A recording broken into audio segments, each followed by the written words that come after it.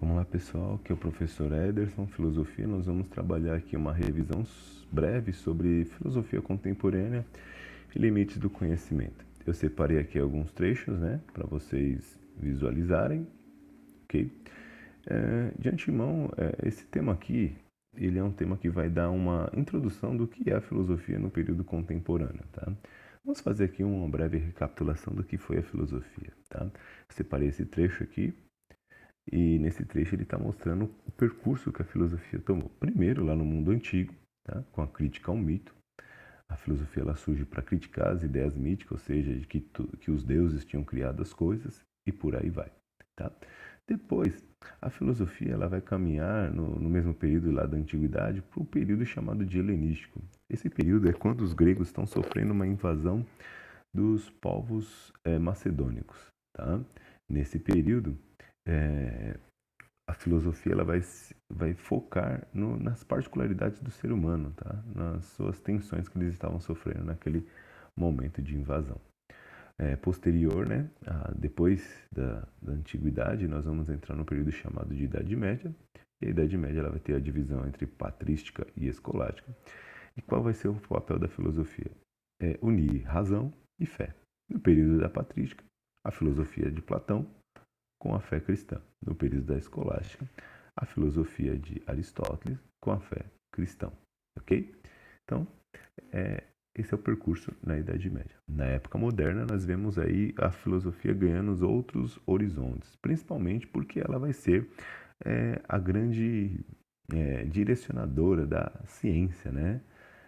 A ciência vai dar os seus primeiros passos na época moderna, lá no período do Renascimento, e vai se aprofundar lá no período iluminista, que é quando o homem separa e abandona a religião para focar somente na ciência, ok?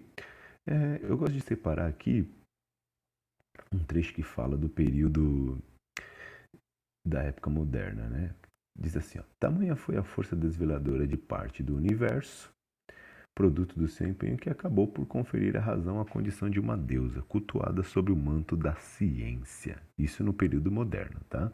Devido aos avanços do campo das chamadas ciências da natureza, essa força desveladora deslocou-se também para o homem e sua organização social, produzindo um novo campo denominado de ciências humanas. Vejam como a filosofia ela vai sendo a base aí da ciência e por aí vai, ok? Continuando aqui, nós podemos perceber o seguinte: a filosofia por todo esse período foi ao mesmo tempo tanto o pilar de sustentação da vida como o elemento perturbador da existência, sendo seu alimento a própria historicidade humana. Assim, com essa carga referencial, entrou na contemporaneidade, introduzindo novas questões e outras abordagens. Então, entra no período contemporâneo, ou seja, nós saímos da modernidade, entramos no período contemporâneo, e a filosofia vai ter um outro papel, tá? E aí nós vamos ver que papel é esse. Entre os vários aspectos dessa filosofia contemporânea estão o desconforto e o descontentamento em relação à visão otimista da ciência sobre o progresso humano, ou seja, a filosofia contemporânea vai criticar essa ideia de que a ciência é boa e traria felicidade para o ser humano, tá? De que haveria um progresso e o ser humano progrediria com ela, tá? Essa vai ser a filosofia contemporânea. Ela vai criticar principalmente essa ideia de razão e ciência, tá? E aqui eu separei esse trecho que ele ilustra bem, ó, que no passado o ser humano olhava para o céu. O que ele quer dizer com isso? Que antes o ser humano olhava para o céu, acreditava em deuses ou um Deus, e ali estaria a sua solução. Com o surgimento da ciência, o homem deixou de acreditar e deixou de olhar para o céu e começou a olhar para a frente, porque ele acreditava que a ciência era o futuro. Quando chega na contemporaneidade, o homem olha para o céu e olha para frente e não vê muita coisa, tá? Ele vê que ali tem incógnitas, tem perguntas, tem problemas não solucionados, ok? Então, dentre os filósofos que vão aparecer aí, que vai falar da crítica à ciência, tá? Nós vamos ver aí alguns deles, né? Aqui a apostila de vocês fala brevemente. Um deles é o Søren Kierkegaard, tá? Que valoriza a fé. O outro é o Arthur Schopenhauer, que valoriza a vontade do ser humano, que ela é irracional, tá? Eu grifei algumas partes aqui para vocês podem ir dando uma olhada e grifando aí nas apostilas de vocês, tá? Como podem ver aqui, ó. Deixa eu ver aqui mais adiante, ó. Nós vemos o Nietzsche, também, ó, eu grifei essas partes.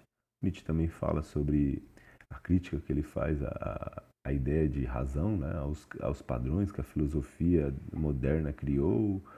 Tanto é que na sua obra o Nietzsche critica até o cristianismo, a maneira que ele organiza a sociedade, tá? Ele vai ser o filósofo do golpe de martelo, ele vai criticar a filosofia anterior a ele. Mais adiante nós temos o Bergson, que fala da intuição e como nós nos deparamos com as coisas fora de nós, tá?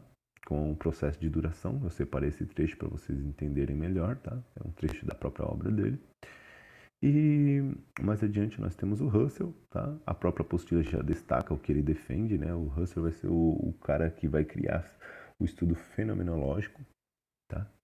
A fenomenologia, está separada aqui na apostila de vocês, do que se trata a fenomenologia. Lembra? Fenômeno, tudo aquilo que aparece na nossa mente quando eu falo determinada coisa, quando eu observo determinadas coisas, tá? E o Martin Heidegger vai falar da existência, como que nós somos jogados no tempo. Aí ele escreve essa obra, O Ser e Tempo, tá? O que é o ser, tá? O que é nós dentro dessa situação imundo, tá? Ele vai ser um dos primeiros filósofos existencialistas, que significa basicamente assim: primeiro eu existo para depois me tornar alguma coisa. Lembrando que todos esses filósofos nós vamos ver posteriormente com mais detalhes. Agora é só para vocês entenderem quem são eles, que período eles fazem parte. Espero que tenham gostado e bons estudos.